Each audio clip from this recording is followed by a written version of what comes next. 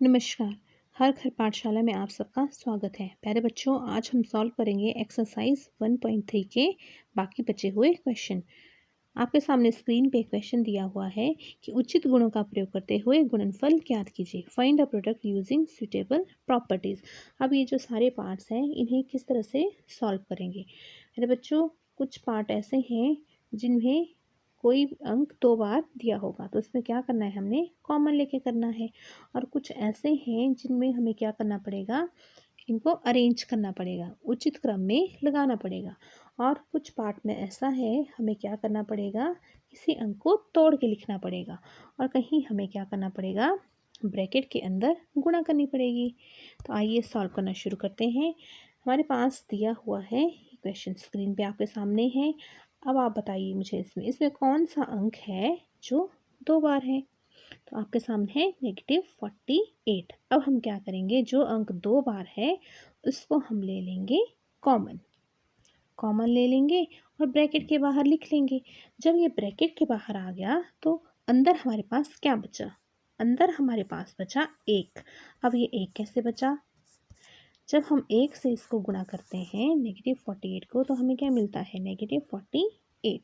तो मतलब जब ये बाहर आ गया तो अंदर इसकी जगह पे क्या हुआ, 1 बचा। अब हम क्या करेंगे, 1 से भी गुणा करके लिख लेंगे। तो गुणा करके हमारे पास क्या आया, वही अंक आए 26 और -36। अब एक जैसे जो चिन्ह है उनको आपस में करनी पड़ेगी गुणा। तो गुणा करके क्या आता है, गुणा करके हमारे पास इस तरह से आया। अब हम इनको सॉल्व कर लेंगे। 26 में से 36 गया, आपके सामने है जो हमें मिला। अब दोनों ब्रैकेट में क्या है, नेगेटिव साइन के साथ संख्या है, इनको गुणा करेंगे और चिन्हों को भी आपस में गुणा कर लेंगे। तो गुणा करके हमें क्या मिलता है, गुणा करके हमें इस तरह से प्राप्त हुआ। अब ये प्रॉपर्टी है वितरकता, डिस्ट्रीब्यूटिविटी। ये वितरकता क्यों है, हम जानते हैं प्यारे बच्चों, पिछले वीडियो में भी हमने देखा है कि वितरकता का मतलब है शेयरिंग, शेयर करना। ठीक है, तो यहाँ पे देखिए जो -48 है ये क्या है, ये 26 के साथ भी था और -36 के साथ भी था। और इस तरह से भी हम इसको लिख सकते हैं। ठीक है, फिर जब ये ब्रैकेट के अंदर गुणा करता है तो इस तरह से हमें प्राप्त होता है। तो ये हुआ शेयरिंग। अब नेक्स्ट है हमारे पास, इसको कैसे सॉल्व करेंगे। आपने यहाँ पे एक चीज़ ध्यान में रखनी है, इनके जो इकाई के अंक हैं पहले इस तरह से लिख लिए। अब बताओ मुझे, कौन से 2 इकाई के अंक ऐसे हैं जिनको हम गुणा करेंगे तो हमें जो भी संख्या मिलेगी उसका इकाई का अंक भी 0 होगा। अब देखिए इसको गुणा करेंगे 24, इकाई का अंक 0 नहीं है। इनको गुणा की 15, इकाई का अंक भी 0 नहीं है। अब इन दोनों को आपस में गुणा करें, हमें क्या मिलेगा, हमें मिलेगा 40 और इसमें इकाई का अंक क्या है, 0। तो हम इनको किस तरह से अरेंज करेंगे, हम इसको इस तरह से अरेंज करेंगे कि गुणा करने पे हमें क्या आए, 0 0, जिसका इकाई दहाई या लास्ट के इसमें क्या हो, 0 हो, उस तरह के अंक मिले। तो हमने इस तरह से इसको अरेंज कर लिया। जब अरेंज कर लिया और गुणा की तो हमें मिलता है 1000। जब 1000 मिला तो उससे गुणा करने की ज़रूरत नहीं होती, क्योंकि जो 1 है, 1 करेगा 53 को गुणा और जो बाकी 3 0 हैं वो वैसे ही लग जाएंगी। और हमें वैसे भी कोशिश करनी चाहिए कि क्वेश्चन में कहीं 10, 100, 1000 या 0 0 वाली कोई संख्या, जिनका लास्ट में 0 0 हो, ऐसी कोई संख्या तो नहीं बन रही है, तब हमें गुणा करना ईजी हो जाता है। अब ये कौन सी प्रॉपर्टी यूज़ हुई, यहाँ पे प्रॉपर्टी यूज़ हुई क्रम विनिमयता, क्योंकि हमने क्या चेंज किया यहाँ पे, क्रम। ठीक है, संख्या का हमने क्या किया, ऑर्डर चेंज किया। अब नेक्स्ट क्वेश्चन है, ये भी इसी तरह का है। नेक्स्ट क्वेश्चन में हमें 4 टर्म्स दी हुई हैं। 4 टर्म को हम क्या कर सकते हैं, अरेंज करना है, क्रम में लगाना है। या तो 2 2 का करके कर लीजिए या फिर 3 3 का कर लीजिए, 3 और 1 का कर लीजिए, ये आप पे डिपेंड करता है। अब हमने क्या करना है, इनको किस तरह से अरेंज करेंगे, हम इस तरह से अरेंज करेंगे कि हमें इकाई के अंकों को गुणा करके क्या मिले, 0। तब और आपने ऐसे भी देख लेना है कि कहीं हमारे पास 100 1000 इस तरह का कुछ तो नहीं बन रहा है। तो यहाँ पे हम देखते हैं कि जब हम इसको गुणा करते हैं हमें क्या मिलता है, 100। और जब इसको गुना करेंगे तब भी हमें क्या है, लास्ट में इकाई के अंक के पे 0 ही मिलेगी। तो इसको इस तरह से लिख लीजिए। फिर जब गुणा करेंगे तो हमारे पास इस तरह से आ गया। अब दोनों ब्रैकेट को इस तरह से लिख लो और लास्ट में ऐसे आ गया। और प्यारे बच्चों, ज़रूरी नहीं इसको ऐसे करना है, इसमें आप इस तरह से भी कर सकते हैं। ये इन तीनों को जब गुणा करेंगे तब हमें क्या मिल जाएगा, 1000 नेगेटिव साइन के साथ। और जब 15 से इसको मल्टीप्लाई करेंगे तब भी हमारा आंसर इस तरह से आ जाएगा। और ये कौन सी प्रॉपर्टी हुई, क्रम विनिमयता, कम्यूटेटिविटी, क्योंकि हमने क्या किया, इनका ऑर्डर चेंज किया। जो नेक्स्ट क्वेश्चन है, अब नेक्स्ट क्वेश्चन किस तरह से करेंगे, नेक्स्ट पार्ट में हम क्या करेंगे, इसको तोड़ के लिखेंगे। तोड़ के लिखेंगे, किस तरह से लिखेंगे, इस तरह से लिखेंगे, ठीक है। और फिर क्या करेंगे, ये यहाँ पे क्या करेगा, ये शेयरिंग होगी। और शेयरिंग वाली प्रॉपर्टी कौन सी है, ये तो आपको पता ही है, और वो है हमारी प्रॉपर्टी डिस्ट्रीब्यूटिविटी, वितरकता, ठीक है। अब दोनों ब्रैकेट्स को सॉल्व करेंगे और हमारे पास जो आंसर आएगा वो आपके सामने है। अब देखो नेक्स्ट क्वेश्चन है प्यारे बच्चों, आजकल देखो गर्मियों का मौसम है, तापमान ज़्यादा हो जाए तो फिर क्या हो जाता है, गर्मियाँ हो जाती है। तो वैसा ही है, एक कमरा है, उसका तापमान जो है 40 डिग्री सेल्सियस है, ठीक है। अब क्या करना है, उस कमरे को ठंडा करना है। और ठंडा करना है तो फिर क्या करते हैं, 5 डिग्री सेल्सियस प्रति घंटे की दर से उसको ठंडा किया जाता है। और फिर ऐसा 10 घंटे तक चलता है। आपने मैथ्स की जो बुक पास में है उसमें आपने अंडरलाइन कर लेना है, ठीक है। 10 घंटे तक वो प्रोसेस चलेगी और 5 डिग्री सेल्सियस पर आवर की रेट से होगी। तो फिर देखिए क्या होगा, 10 घंटे बाद कमरे का तापमान हम जानते हैं।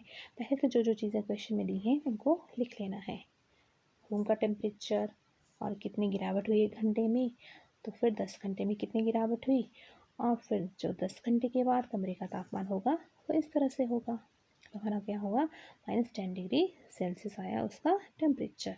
अब हम इस क्वेश्चन को इस तरह से भी कर सकते हैं।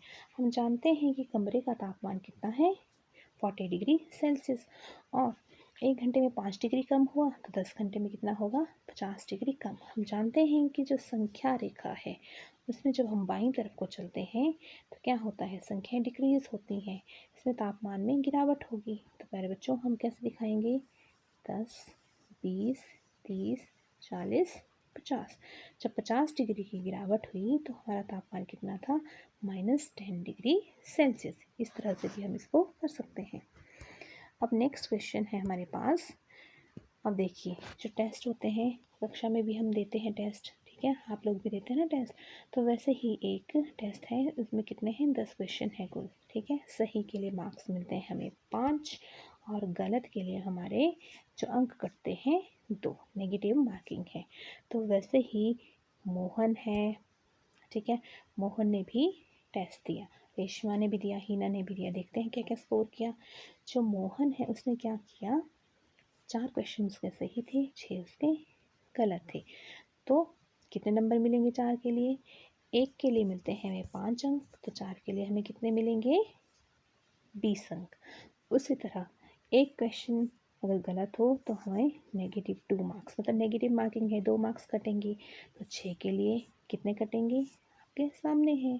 तब आप बताइए मुझे टोटल उसका कितना हुआ, उसका जो कुल स्कोर है वो स्क्रीन पे आपके सामने है, तो उसको मिले 8 मार्क्स।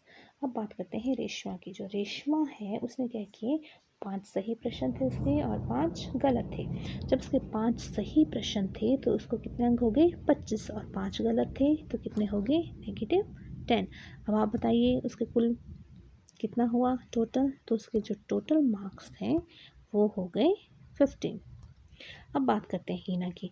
जो हीना है, हीना ने सारे क्वेश्चन नहीं किए, उसने 7 ही किए और 3 क्वेश्चन नहीं किए। तो जो नहीं किए उसको मिलेंगे 0, 0 मार्क्स। अब 7 में से उसके 2 सही हैं, 5 गलत हैं, तो 2 के मार्क्स मिले उसको 10 और 5 के लिए उसको मिले -10।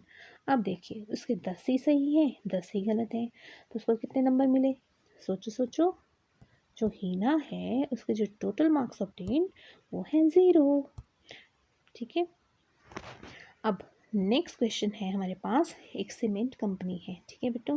कंस्ट्रक्शन की बात होती है तो फिर हम क्या करते हैं, सीमेंट के बैग भी यूज़ करते हैं। तो वैसे एक कंपनी है, वो क्या करती है, दो तरह का सीमेंट बेचती है, वाइट भी और ग्रे भी, सफ़ेद भी और स्लेटी भी। अब एक सीमेंट पे उसको लाभ होता है और एक सीमेंट बेचने पे उसको हानि होती है। यही हमें कंडीशन दी हुई है। अब हमें क्या है, फर्स्ट पार्ट में बोला हुआ है कि अगर वो कंपनी एक सीमेंट की 3,000 बोरियाँ और दूसरे सीमेंट की 5,000 बोरियाँ बेचे तो आप कैलकुलेट करो कि लाभ हुआ या हानि हुआ। पहले तो आपने क्या करना है, इस क्वेश्चन को 2-3 बार पढ़ लेना है, पढ़ लेंगे और फिर उसके बाद ही इसको सॉल्व करेंगे। जो जो हमें क्वेश्चन में दिया है वो हमें लिख लेना है। इस क्वेश्चन को सॉल्व करने से पहले प्यारे बच्चों, हम इसकी आउटलाइन इस तरह से अपने माइंड में बनाएंगे, ठीक है। अब हमें पता है कि कंपनी है वो दो तरह का सीमेंट बेचती है, एक वाइट और एक ग्रे। और इसमें क्या है, प्रति बोरी पर बैग जो होता है 8 रुपये का लाभ है और दूसरे पे क्या है, 5 रुपये की हानि है। अब जो वाइट सीमेंट के जो टोटल बैग हैं कितने हैं, वाइट सीमेंट के 3,000 बैग पे कितने रुपए का लाभ होगा, वो होगा गुणा करके हमारे पास कितना आएगा, 24,000 रुपये। वो हम लिख लेंगे, ठीक है, कर लेना आपने कैलकुलेट। उसी तरह एक बोरी पे 5 रुपये की हानि होती है तो टोटल बोरियाँ कितनी है हमारे पास ग्रे सीमेंट की जो कंपनी ने बेची हैं, तो वो है 5,000। तो 5,000 पे कितने की हानि हुई, 25,000 रुपये की। अब देखिए, ये कुल लाभ है, ये कुल हानि है। अब इसमें क्या ज़्यादा है, लाभ हानि है, लाभ ज़्यादा है कि हानि ज़्यादा है। तो यहाँ से क्लियर है, हमें दिख रहा है कि जो हानि है 25,000 रुपये है तो हानि ज़्यादा है। तो इसलिए हमें ओवरऑल क्या होती है, ओवरऑल हमें होती है हानि। और हानि हमें कितने रुपए की हुई, जो हानि हमें हुई वो हुई 1,000 रुपये की, ठीक है। और आप इसको इस तरह से इसका एक मैपिंग कर लेंगे और इस तरह से इसको सॉल्व कर लेंगे।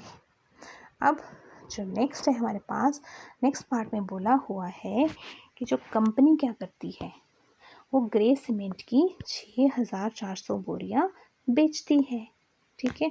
अब ये बोलते हैं कि वो वाइट सीमेंट की कितनी बोरियां बेचे कि ना उसको लाभ हो ना उसको हानि हो। प्यारे बच्चों, चलो सॉल्व करते हैं। पहले लिख लेते हैं कि हमें कितनी बोरियां बेची, 6,400। तो उन पे पहले कैलकुलेट करो हानि कितनी हुई, ठीक है। एक बोरी पे 5 रुपये की हानि होती है तो 6,400 बोरियों पे कितने की रुपये की हानि हुई, 32,000 रुपये की हानि। तो इसका मतलब हुआ, अगर हमें 32,000 रुपये की हानि हुई तो हमें 32,000 रुपये का ही लाभ होना चाहिए, ताकि ओवरऑल हमें ना तो लाभ हो ना तो हानि हो। तो किस तरह से करेंगे इस क्वेश्चन को, तो हम क्या करेंगे, हम जानते हैं कि जब हम